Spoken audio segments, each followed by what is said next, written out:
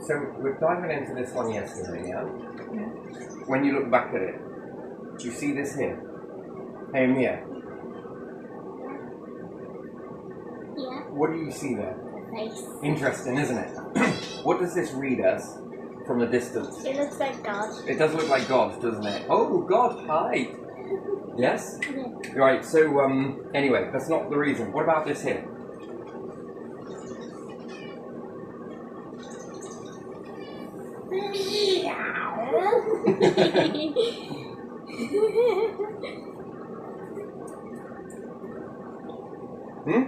Yeah, interesting, isn't it, when looking back at that? But anyway, that's not the reason why I wanted to look back at it. What I wanted to look at was, you know, we were talking about this yesterday with the moon being closer. Yeah. We're going to have to do it again. Oh. Because it's just not, what's the word? It's not sitting right. So, you understand that Saturn has a ring system, yeah? Yeah. Saturn is a lot further away from the star. Yeah. So in that, Saturn must be shrinking. Must be getting smaller. So let's dive into this again. So we got Earth, and then we got the moon. Now the moon must have been closer to the Earth, which if we look at Io and Jupiter, we'll do that as well. We'll give a little bit of Jupiter.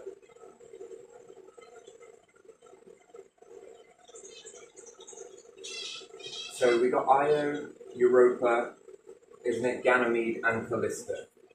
Anyway, so Io is discharging in a constant flow of 3 million amps, yeah? Mm-hmm. So in that instant, Jupiter must be generating, which it is, more heat than it receives from the sun. Now, I believe that the moon was closer to Earth, a bit like Io, discharging 3 million amps. And this should have increased the heat of our core. Therefore, the sun was giving heat, but also the core from our moon being closer to it was also generating more heat. So now we have warm-blooded here, and life forms are quite small. Back then, life forms would have been cold-blooded due to this extra heat. Really. And they would have been bigger, because the atmosphere, if the core is hotter, it would cause the oceans, not by much. We can't think about Jupiter sizes. I don't think that it would have been enough. We need more moons than that. It would have caused the interior of the core to heat up. So, if we think about it, the moon is now where it is now. And it's changed. There's a change everywhere from that to this. More so warm-blooded, and life forms are much smaller. There is still cold-blooded reptiles on the planet. However, don't they seem to be more comfortable in heated areas? So if we bring reptiles here, snakes and different things like that, they can still operate, but they need to bask first. Mm-hmm. And basking in the heat before they can... Back then, they were probably quite dominant, because in the heat, they're much more faster, so therefore their strikes would have been a lot more. And plus the life forms were pretty big. So this friction of 3 million amps, because it's brushing against the magnetic field, the moon still brushes against the magnetic field, but just not as much. So therefore it would have cooled down, the core would have shrunk down just a little bit. It's still causing that friction, and therefore there would have been volcanoes on the moon. So if we look at Io is the one that is more geologically active than the Earth in terms of volcanoes. It's got lots of volcanoes. And everyone looks at the way Jupiter is influencing this small moon. But it's never one way, it's two ways. This is also influencing Jupiter in a reverse. So again, it pulls the planet this way and then pulls it this way. The star is also doing it. The other planets are also doing it. But it's minimal. It's still there, but it's just more minimal than what the moon is more closer. Therefore, it's going to really stretch and squeeze this. This is going to generate the heat to increase. So you've got two lots of heat, sun and core. Do you ever wonder that if you were to expose the core, which you see this in volcanoes, and when you go to like Hawaii, don't you think it's going to be more hotter there due to this lava pouring out? It's like me turning on a heater on a hot day. That's the only way I can really explain that. So if I put on the heating, that's internal, and I'm also receiving heat from the star, yes? That would have been much like old Earth, inside a house with a heater on, and with, so you're still going to have water, yes. Some of it is going to steam out. This is going to cause the atmosphere to become slightly more puffed up. Then you're going to have more pressure. More pressure means things have to grow bigger. A lot more bigger in order to cope with that pressure. 101 really, isn't it? If you think about it, you need bigger. The bigger you are, the more you can move in the... What happens if we take a dinosaur and stick it on Jupiter? Well, probably overdosing, but let's say if we had a planet that was twice the size of the Earth, it's going to be able to move in that quite easily due to the muscle. The bigger you are, the more you're able to resist gravity, let's say, the pressure as well. Because it's not just about what the mass is pulling you down, it's also about how much atmosphere you've got pushing down on you while being pulled down. Interesting. So, an event happened that changed all of this and turned everything cold, and therefore would have played a role in nature. These things are really adapted really well. You see, that's an interesting thing to me. If we block out 6 months of the sun, completely put growing conifers, they're very slow. They're slow growing, these certain pine trees that would have been around when dinosaurs were around. The interesting thing happens is when you subject them to darkness for 6 months, they begin buckling under it, almost on the verge of dying from it.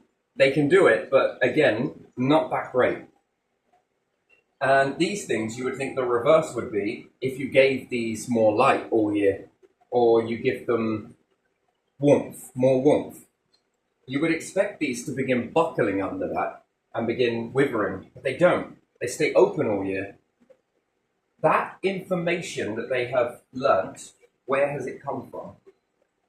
If they've never experienced it, why would they need to know that they can become, unless they've evolved from pine, but there again, wouldn't you say evolution can't go backwards, and yet it's proving that it is, and it can. So, and what's more, it flowers multiply through the year, so it can get more fruits on it, which is interesting. The one upstairs, if you take the one that's upstairs, you've noticed it started evolving. Yes. It's interesting. So it's sped up its evolving rate. If it get 1 month a year for 11 months extra, now it's got enough to evolve, and it's stopped doing things that it used to do. It's let go of that, and that is far more older than it appears to be. A clone, but still, nonetheless. So a meteorite, they say, hit the Earth, which it probably did as well. Meteorites never come on their own, and when you watch Levy Shoemaker 9, I believe it was called, hit into Jupiter, it broke apart. It fractured, basically. Now, it can fracture, and a piece can hit the Earth. Sure, that's going to do some damage. But what about this Frisbee effect? And it's smacked into the moon. Yeah.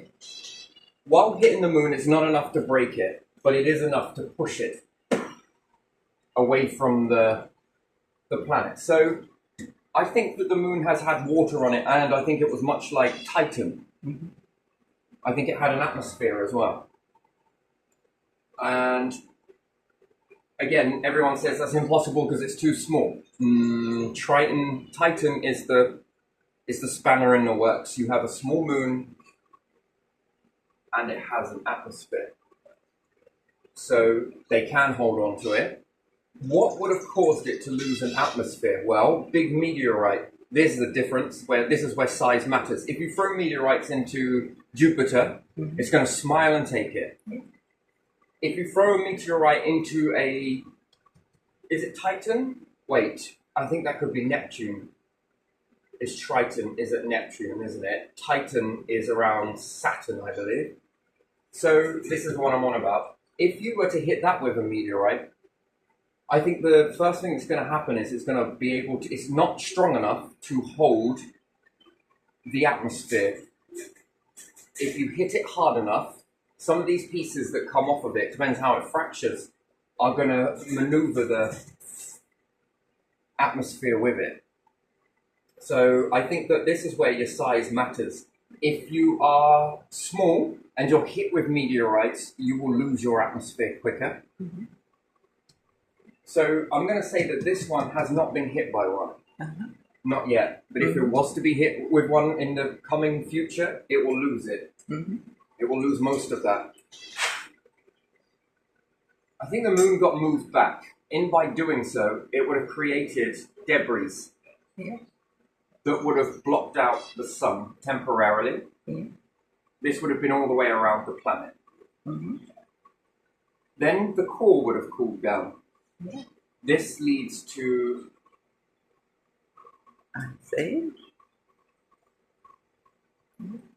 you're blanketed. Pine.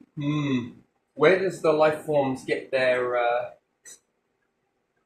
And again, the atmosphere would have begun shrinking back down on itself when you think about Pluto's orbit. Atmosphere collapsed down. Closer to the star, it puffs up again. Puffed up? No. Puffed up? Collapsed down. Puffed up. You might think Ice Age and Hot Age. And Cold Age. So its seasons are, what, 200 odd years? So for it to have spring, summer, and autumn and winter, you've got to think of that process. I don't know what 77 or 135 is, but, you know, sit there and add that up. You've got to understand that that's its seasons are that long. Take that long to complete a full, what we experience in a year here. So this moving away would have definitely shut down slightly the internal heat source or minimized it. If we'd have lost the moon completely, I think it would have buckled our magnetic core. We'd lose our whole magnetism, life wouldn't be here now. And I think this is what perhaps made the Sea of Tranquility. It's very much possible. Now, it's Saturn that sits in the oddball of this one. It has a ring system, yes? But it doesn't generate more heat than it receives from the sun. The rest of the planets out are ice giants. And yet these are the two gas giants. So I think Saturn had a moon a bit like Io. But I think something hit it and obliterated it. Before, if we had telescopes back in the day of the dinosaurs, I'm sure there would have been not a ring system, but a debris system, a haze around. It would have been nigh on impossible to see it. And then bit by bit, this then begins to shrink down. And I think it's got a magnetic field, although it's very weak. It's not great. And to tell whether it's got rocks or mountains on it would be interesting. In our ring system, if we had mountains, and if we had valleys, all depends, these would have affected the rings.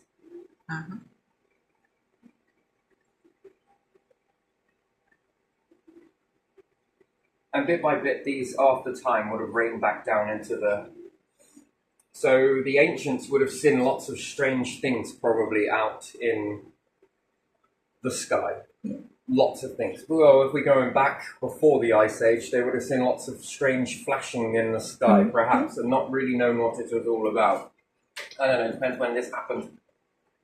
I'm sure it's happened a lot more than we actually know. And again, the moon is very weak gravity, so if you smack something into it and the debris come out with a good enough speed, they should go towards Earth as opposed to back onto the moon. If you had the choice between mass and mass, which one are you going to pick? The heavier object. You're going to move towards the heavier object. I think depending on how far this is bombarded, and Mars. I think Mars had a full moon as well, and I think this lost it completely.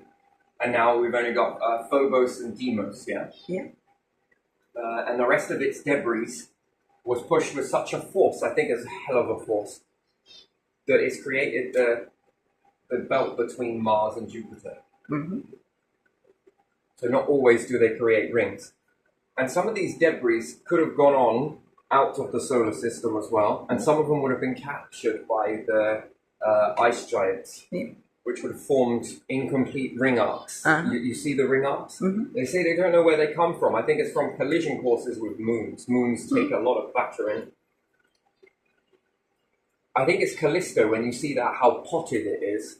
So Callisto takes the brunt so that the rest of the moons don't. They don't get it as much. See, the more moons you have, the more protected you are. And again, these moons are, just because Io is more visible to see this lightning on the dark side, the rest are still doing it. Because Jupiter's magnetic field, I mean, if you could see it, wouldn't it appear to be as large as 6 moons in the sky? If you could see that, that's how it would appear. If you could see the magnetic belt. So therefore, you can understand that these moons are also within it. And when they brush against it, it's still generating this. Because you've got to think about it. When we look at Galileo's drawings of the moon, you'll see that sometimes they're over here, 2's here, then 4 are here, 2 are over that way. This does a few things. It affects the rotation speed and its wobble speed. So the moon's it's a very weird dance, to be honest. The closer you are, you got to think that this probably would have sped up our rotation as well. But all of the moons, even though there's a couple over here and there may be a few over here, this is squeezing Jupiter's core in multiple different ways. We can't see it because we have a crust. Jupiter is less likely to have a crust due to this stretching and squeezing, and anything that would have been on there would have added to the vaporization. So I think that Saturn is shrinking. I think slowly but surely it's shrinking. If it's got mountains on it and valleys, this is going to affect the ring pattern. You're going to see a pattern in the rings.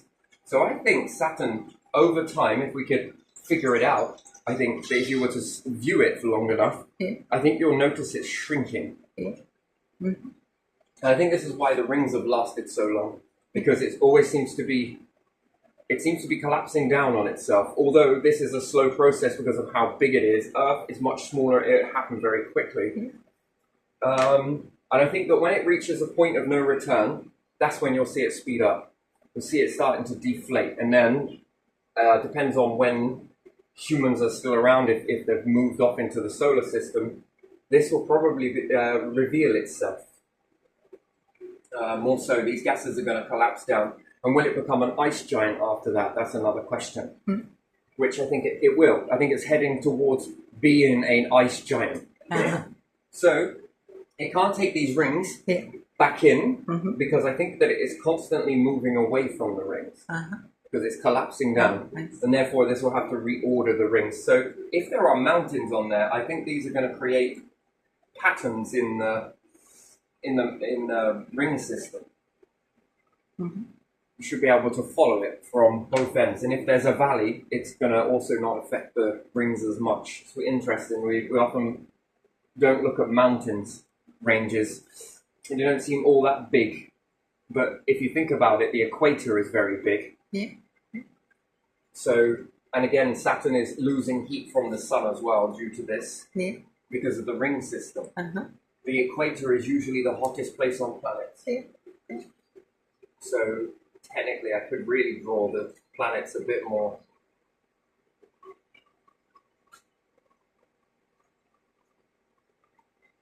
And we could say that the equator is hot. Mm-hmm. If you've got a ring system around you, you are blocking out that sunlight. Yeah. So I think that when it reaches a point of no return, the faster effects will happen on, and that's why it doesn't have much, compared to it, it doesn't really have much in the way of weather patterns. It seems to be very, yeah, compared to Jupiter, it seems dead. Compared to Earth, it definitely seems dead.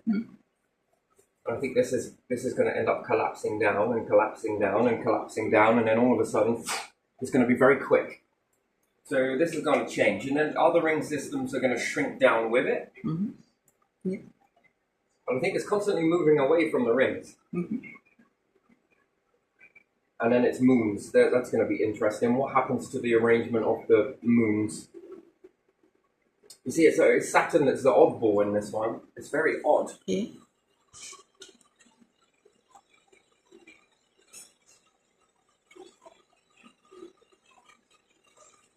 So I think it's getting smaller. Mm-hmm. And then it depends on how much that freezes, it will become an ice giant. So if we had closer moons to the other planets, the ice giants, indeed I believe that this would heat the core. Yeah. Stretch and squeeze. Now that depends on whether, because they start off hot. They all want to be stars. Mm-hmm.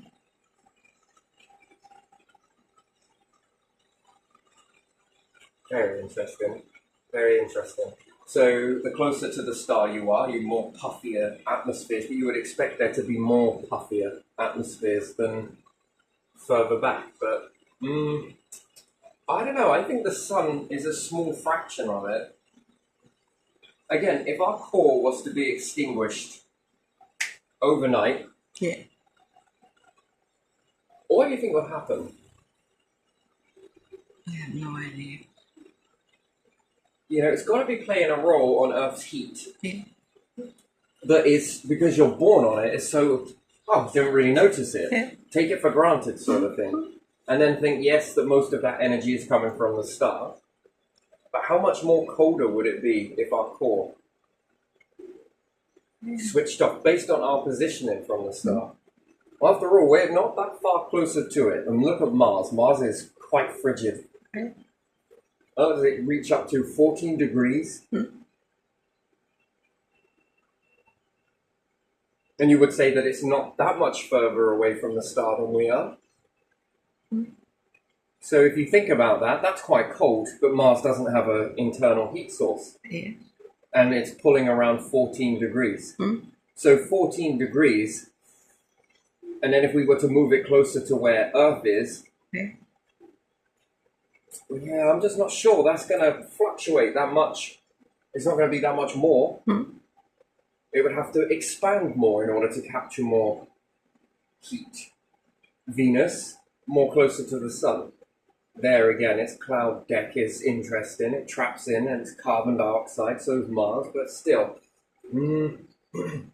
No, I think that a lot of our internal heat source comes from moons.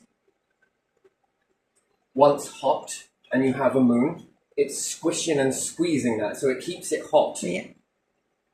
Yes, it begins to cool down. You know, as we start off, our teacher used to say, think of it as a bowl of rice pudding. And the more it cools down, you get the thick skin on it. That's where we walk on the crust. Yeah. And the rice pudding is still hot underneath. You know that as soon as you dip into it with a spoon, it gets very hot. Yeah. So, again, if we think about that, it started off hot. What kept this heat going? I think moons. And then we see remnants of a moon on Mars. Yeah. It would have indicated that it had a moon. And this would have then made it more stretch and squeeze, stretch and squeeze. Again, you can't put it back in the bottle once it's broken. Once this is broke, the moon has broken, you would have to reheat the planet, turn it molten. Yeah. Then the metals would shrink down to the core, not all of them, but most, depending on how hot it got. After all, all of the planets we call are failed stars. They all in that alignment want to be stars. only one takes over. Sometimes two, because you could say Jupiter. Jupiter was on the verge of, but all of them were. Then it's a case of who sucks up the most. Well, usually that's positioning. And again, the quicker you expand, the more you pull in. Because you become bigger quicker. And therefore you kind of take this from the other planets. But all of the planets in that, planets, all you are saying is failed star. Then when you say moon, you say failed planet. So they are all destined to be. And then the main star takes off. Nice. Or stars, depending on how you look at it. And the rest of the planets then begin to cool down, but another process happens, moons, they end up grabbing one another in their orbit. If they're still hot and they capture something, they'll keep this heat going. If they don't, they'll cool off. If they lose the moon, things like Mars will happen. You'll lose the heat. Now, if we were to take a moon and move it back over to Mars, it's unlikely that moon is going to create enough friction in order to drive this force again to make the molten and the iron catastrophe happen again. Luckily for Mars, if a moon smacks into it, that should be enough to get it all nice and hot. And then those metals that are on the surface could sink back down again. Then, if the moon was absorbed into Mars, which is more likely than not, then it will heat up, yes, it will cool off, and the core will then begin to cool down again. Then if humans were to be, let's move one of the moons. Let's move a moon closer to it. Okay then. In that stage, you will then keep it going. If you do nothing, it will cool off naturally. Whether that will burst back out again or not is a different story. I think it would need to lose something in that process. But I think it's very unlikely that it will keep this. You need to be able to keep the heat going, the stretching and squeezing. Stretch and squeeze mod all you want. Stretch and squeeze sand all you want. It's not going to have the same process. And there again, you have a lot of sand everywhere. Again, this shows that things have got very hot. Almost like the crystallization. I mean, boy. So, I think this one's got a buckled magnetic field.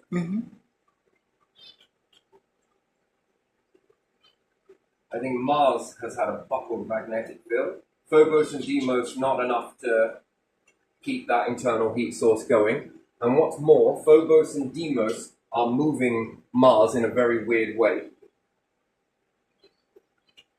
So again, its movement is strange. Everyone thinks it's our movement. It's not. It's its movement. The way it's dancing across the sky. So this one is going to take a bit more time to probably cool off. I think it still is generating heat. How it looks in there. Mars would have had a Mars quake like you've never seen before.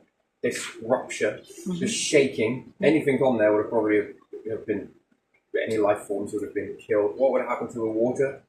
I doubt it will hold on to it. I think the water is done by the way planets hold on to it. I think it's by sweating it, condense, fall down, sweat, condense. This heat source throws it up, brings it down, throws it up in this atmospheric changing of moistures. I don't think we're the only ones that do it. When we get hot, we sweat, then we require moisture. The only way we can obtain in this and live like this is by exchanging the liquids. If planets didn't do this, they'd probably end up venting off into space slowly but surely. But it needs a heat source to keep this going. Interesting. And then it creates sort of like a barrier zone. And then in these gases mixing up, some are really good at holding on to. But again, I think it all drives from heat. It needs certain levels of lightning, creating ozone. Hydrogen at different levels, different thicknesses. I think that the more thicker it becomes, the more less likely it's going to be to. So yeah, I think Saturn is shrinking. I think it's getting smaller.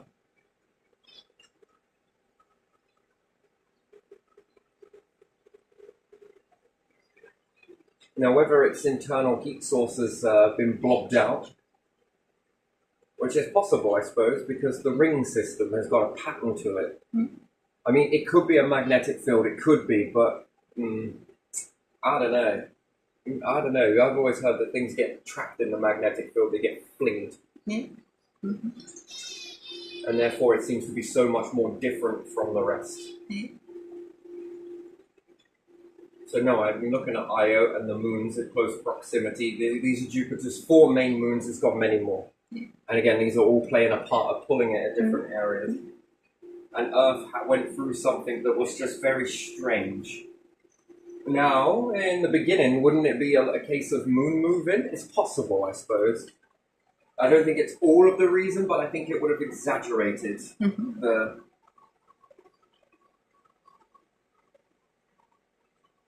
And in that, would it have caused the volcanoes to spit out large amounts of metal? Hence why they're in the ground layer. Yeah. Because it has chucked out a lot of metal. And again, if it was hot, that could have come in from other meteorites, it's true, but it's unlikely. It's more unlikely that it would have done that. I think this is more the... When we look at Mars and we see how the core is popped out. Yeah. So what's the difference between Mars and Earth that would cause it to spit out its entire core? Well, I guess the clues are Phobos, Deimos, and the belt that's here. And Earth's one that's slightly different. Perhaps the moon moved. Then life changed.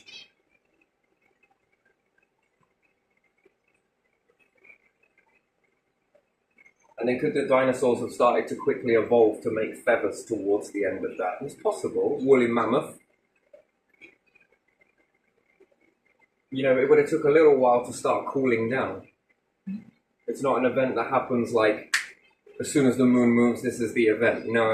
It would have taken a little bit of time because that internal core is going to start to cool off. In that time, evolution would have kicked in. Maybe we would give you some feathers. Maybe we'll make mammoths more woollier. Mm-hmm. Then the pressure starts collapsing. I think that's the bit that had the problem. Then food started shutting down. So rather than being big, it would support stuff that was smaller. And yet evolution had to create more warmth internally as opposed to externally. Yeah. It was already there, no doubt. Mm-hmm. Reverse it. The small number in reptiles now, there would have been a small number of warm-blooded creatures, but they would have to do the reverse of basking. So rather than come out in the sun and sit there capturing all the sun, no, we'd have probably have been a bit more, moved too much, it got too hot, quickly go into a cave and shade. Mm-hmm. Then out the cave, try and get some food for a little bit, and then run back into the cave and be in the shade, in the coldness. Mm-hmm. Probably where a lot of the cave, and then I think bit by bit of doing that again, which is reminiscent from coming out of the ocean for a bit. Orcas, aren't they?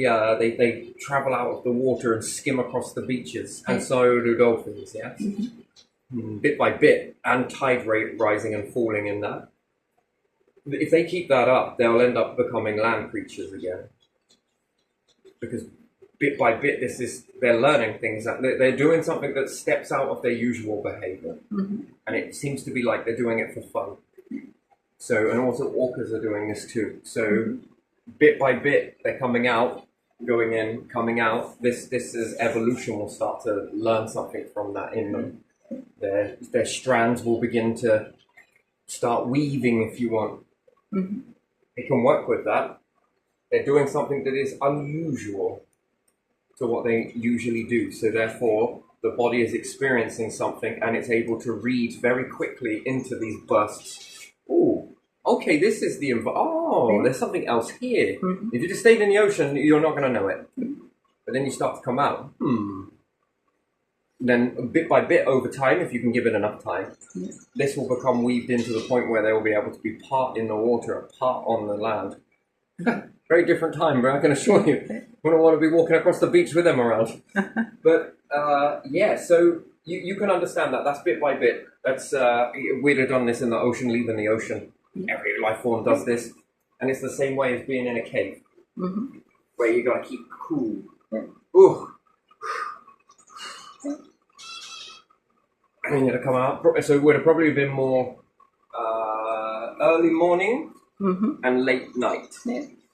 It wouldn't be that much cooler, but it would be far more cooler than doing it at mid-sun. Yeah.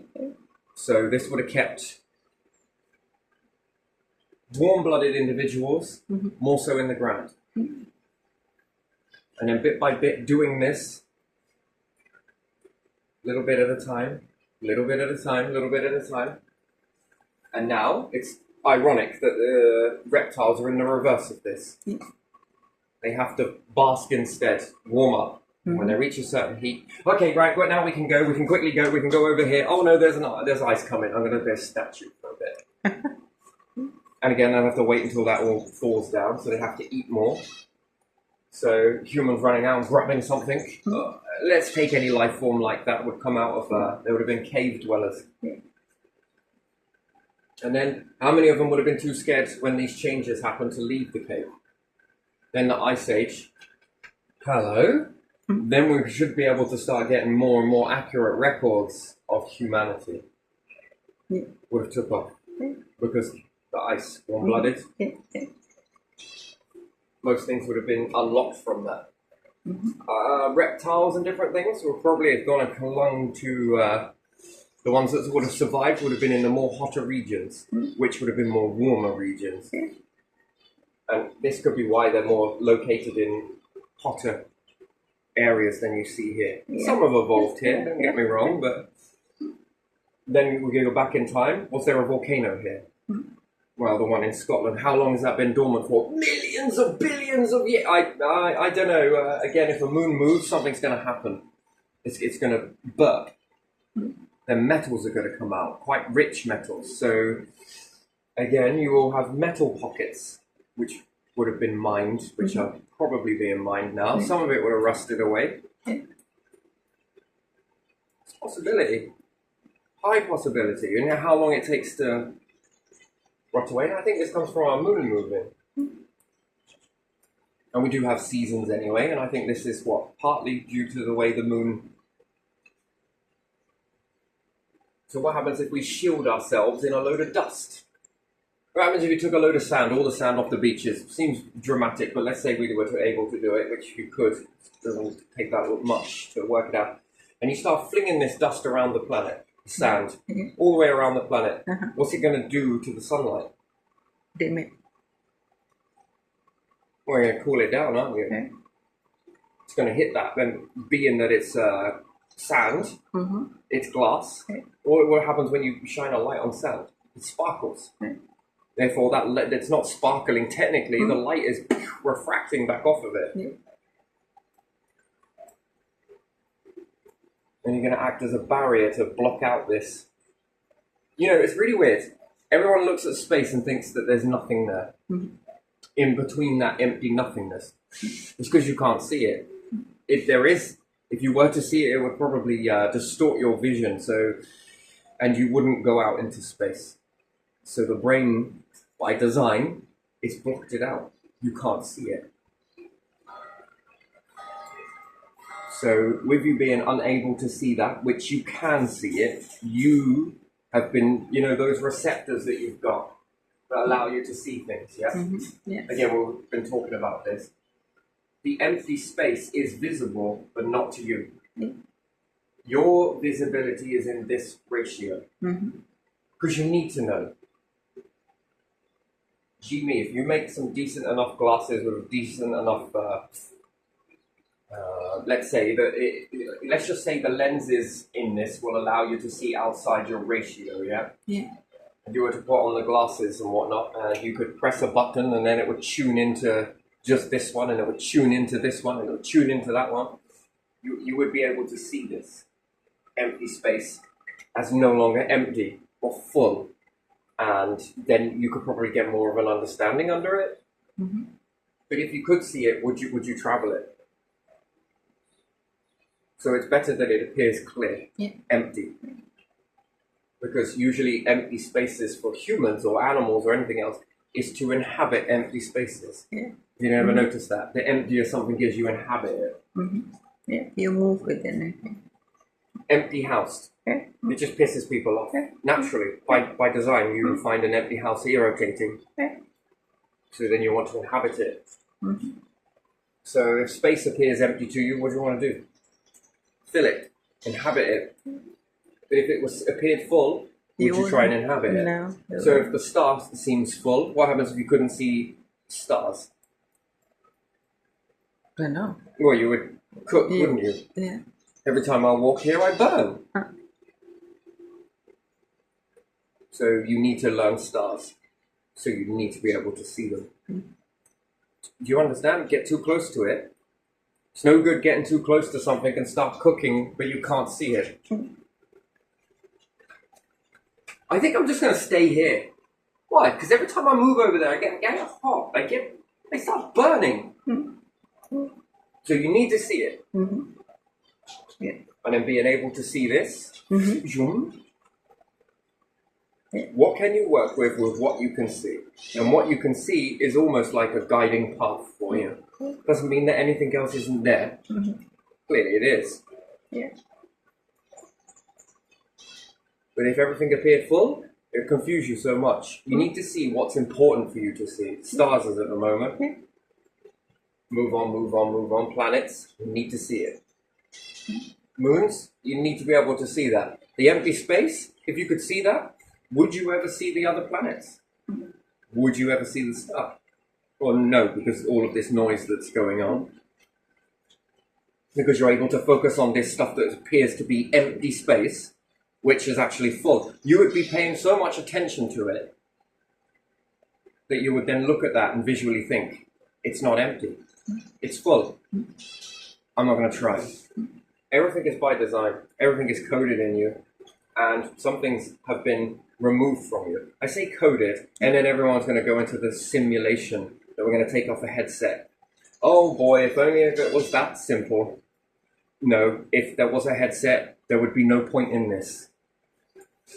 Simulation, in one way, yes, sort of. Go on, follow that if you need to. That's up to you. Believe what you want to believe.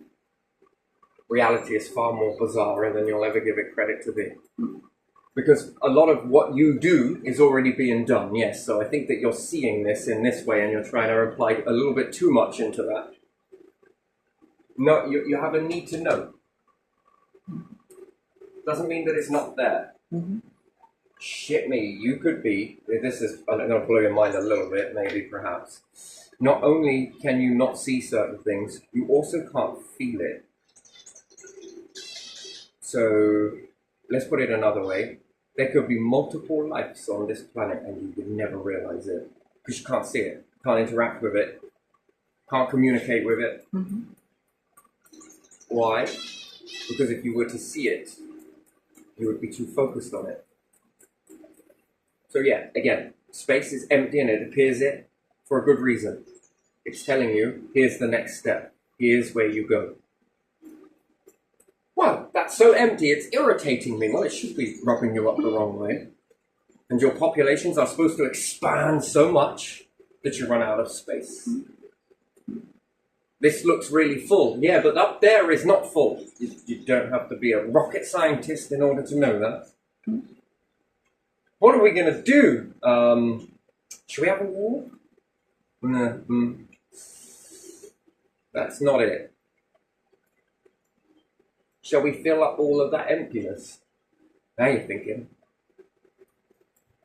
And the more you go on, the more you'll be able to see these things. It will come with technologies will become better, but I don't think you're going to find it here. It's possible. Who knows? Never say never, hey? But certain stuff that is able to be mixed in a different star system to yours might give you the keys that you need to see it. By then, you'll understand that there's a need to see it and a need not to see it. Mm-hmm. And when you do begin to see it, future generations from now, depending, perhaps, humanity reaches that mark, and you begin to see it, you'll look back on this moment. Oh, the fuck, did you know that? What, you already did know it, didn't you? You do know it. You know it's there. You sense it. There's got to be something there. How do all these stars know how? Think liquid. Okay. Think liquid. Nothing is truly empty. It's all an illusion that it appears empty, but a good reason. If you saw it, you wouldn't see anything else. If you couldn't see the star, you'd probably end up walking into one. Huh, portal. The person just sizzled away. Maybe they went to a different realm. Yeah, shall we follow them? All of the humans, 2 by 2, walk into the star. All because they couldn't see it, yes? They'll believe that it's some sort of portal somewhere, yes? But if you're able to see the star, are you going to be walking through it? No. Yeah, gotta be a bit more. What about black hole? Yeah, we'll get on with those later, okay? First, you need to understand this. It's a portal to another realm. It's actually death. So what did you learn? Well, I learned that if I walked over there, I disappeared and end up seeing you lots. Interesting. Yeah. Do you think we ought to make them so that they can see that bit? Well, yes. Hold on a second. Yeah. You understand it. The Egyptians were probably, or the past would have drew these portals, in short, probably, these doorways that people will walk through and disappear from. What are they saying? There was this weird fellow come down from somewhere, from something, and rose up within us and somewhere. And started talking about us not being able to see certain things. And that if we couldn't see them, we'd walk into this portal.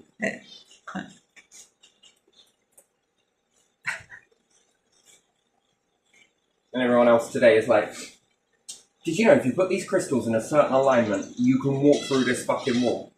Wait, what? You mean the Egyptians were doing this and you can't even do it today? Fucking hell, I've never seen power give out power before. You mean to tell me that they could do something that you can't? Well, they can do lots of things that we can. No. I think it's more this, you know. If you can't see certain things, it becomes very dangerous to you. Well, we can't see radiation. And again. Yeah. The big bright thing. So yeah, and again, this would make you very cautious to travel. Yeah. Saw being disappeared. Walked over there and vanished. Oh. You couldn't see what consumed it. Yeah. And it'd be a very scary place if you were walking across planets and you couldn't see them.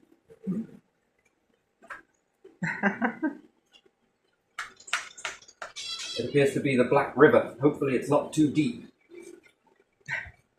You feel like you're walking across the stars, wouldn't you? If you could only see stars, not planets, you'd see straight through it, right? Yeah. Oh, looking down towards Australia there, which I think it's more that way. But still, if I'm looking down towards Australia, what do you see? More stars? Lots of stars. It's like I'm walking on space. And then people would get to the edge of this thing called space and would fall away. Yeah, so certain things you need to see, certain things you don't need to see. Yet. And whether you evolve to see those, that's another question. Or two types of evolving. One is you can rely on this evolving to see stuff, or you can evolve as a species and, well, look what happens when I pull this shit out of this stuff. Oh yeah, it's very good. Now if I hold it up, look through it. Well, I'll never. Look what happens when I take this piece of glass, polish it off, and hold it up towards the... My eyes are melting! Anyway, so yeah, let's leave this one here. It's smaller. I think this is shrinking. Interesting. Maybe, perhaps, it could be. Shrinking to what? Maybe to become an ice giant as opposed to a gas giant. Yeah, I think it's buckling. I think this is the transition effect that perhaps happened. I don't know. This one is bugging me at the moment. Saturn. It's almost like we got little bits of clues everywhere. Maybe they're nothing. Maybe it's the current knowledge that everyone understands and a meteorite hit the Earth and it douched out. Just seems so unlikely. I mean, that's a hell of a force. Yeah. And then you're telling me that the object just got bigger. So when it hit into something, loads of stuff went flying out. Yeah. The object has just got bigger. That's going to pull it back down very quickly. But yet if it hits a moon, it's smaller, it's less gravity. When you hit into it, it's going to... Things are going to fly off of there. With less gravity and even lack of an atmosphere, this stuff's going to sling out. This would be more likely to blanket. And then there's orange, wasn't it? One of them said, oh, look, we found some orange. We found orange. Mm-hmm. It means there's volcanoes here. Look at this orange. Yeah, it's probably more like Io, the moon. Mm-hmm. Oh, what a night sky that would be. Seeing all of this volcanicity on the moon. That's pretty interesting, wouldn't you think? Yeah. That'd give you lots of mythology, wouldn't it? Seeing all of this strange lights on the moon. Heat source, although I don't think it would be 100% a heat source that you would understand it to be. It would be quite hit and miss, to be honest. Nothing much, just the metal parts in there, squishing. Interesting. Volcanoes on moons, would you ever believe that? Interesting, but once it's spewed its guts, it should hollow it out. So the moon should be hollower. And Io will be working on to eventually should become hollow, less volcanicity. It will reach a certain level and then it will stop, depending on what it's made in its core. I mean, if it was hot too, at the time that it was caught by Jupiter, it didn't form around Jupiter, that's for sure. That's been captured. Get out of my way. Either be eaten up or orbit me. I'm a hungry belly. So if it was in an alignment, or it was slung out, and then Jupiter would have caught it while it was hot, then it's possible that this stretching and squeezing is good. But other than that, if it formulated afterwards and it's cold, it's very unlikely that the core is hot. And eventually it will begin to utilize any bits that it does have and it will just, I don't know, you will get a hollowed out. Mm-hmm. Lots of caves, lots of cabins. Because once that's all extinguished, it doesn't fall back down again because it's not hot enough to. Think about it. If a volcano spat out most of its metal, there's two ways to do it. Mars, grand finale. Io, bit by bit. No atmosphere to hold on to this stuff. Again, if it's spitting out metal in this, and eventually it spat out all of the metal, you'll be left with a big moon, yes, but it will be quite hollow. And then after that, it will become silent. So, yeah, again, and all of these compositions of Jupiter's moon are so different. So Europa, very different to Io, very strange, to be honest, and they're not all acting the same. So geysers is another one. Even water can stretch and squeeze. Doesn't need to be overly hot in that. I don't know, just looking into this one, I'm still running away with it, to be honest. I want to play around with it a little bit more, so I may revisit this in a few more days. Because, again, it's still building, I'm still... The what-ifs, I like these processes. But it's possible. I think Earth is more this. This is where I'm focusing on Earth. Something shielded us. The moon seems to have acted different. The moon must have been closer for big life forms. This is, unless you believe that the planet is molten and it's going to cool down eventually, and then it's going to no longer exist, and then it's going to cool off completely and no longer be. I don't believe that. It's impossible for that to happen when you've got a core that's being stretched and squeezed constantly. whatever those factors are that move further away, this cools it down. And in that cooling down, it doesn't extinguish, it just cools down. Then if it comes closer, nice and hot. If the moon explodes all of a sudden, hit by a meteorite, obliterated. And depending on where these fragments are knocked out or go, then your core is going to respond to that. So is the Earth. I think you'll have earthquakes that will probably, it'll be like taking an egg and shaking the arse out of it. And then opening it and it's like, oh, it's all scrambled. That's life. There's only so much reverberation humans can take or life forms can take before they give out the heart, the vibrate. It's horrible. But it's... Then if you were to survive that in some miraculous miracle, the volcano will pop and explode out its guts into an instability. And then after that, slowly but surely, I think that you'll see a shutdown in the magnetic field and you'll have magnetic rock, metals. But after that, yeah, Stone Age technologies, will it work? Probably not. And Earth would probably puff up. How close to the star it is, the water would...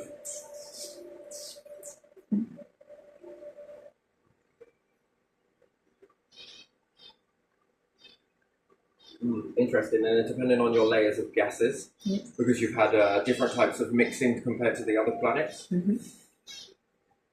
It's been hot, things have bind together, lightning, things have also come together. Depending on what your current makeup is, these things have held together. You've made some certain different chemicals compared to anywhere else, gases and so forth and so on. Now do these add as a blanket? Hold on to all of that gas, or is there not enough on the skim to hold this? Again, when you get bigger, that gas becomes, so if we take ozone, for example, if ozone is at this percentage, yes, but the planet starts getting bigger, that ozone layer gets thinner and thinner and thinner, and because it's got to spread out to the point where there's not enough. And then this might start causing you to vent. Very interesting, really, isn't it? And then what takes center stage on that? Where is your limit? This is further away, so it's more likely to collapse back down.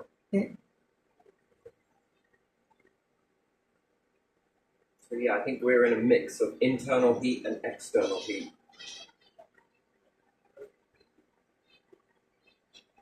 Well, anyway, gonna leave it there. Gonna leave that one there. I'm still playing with this one.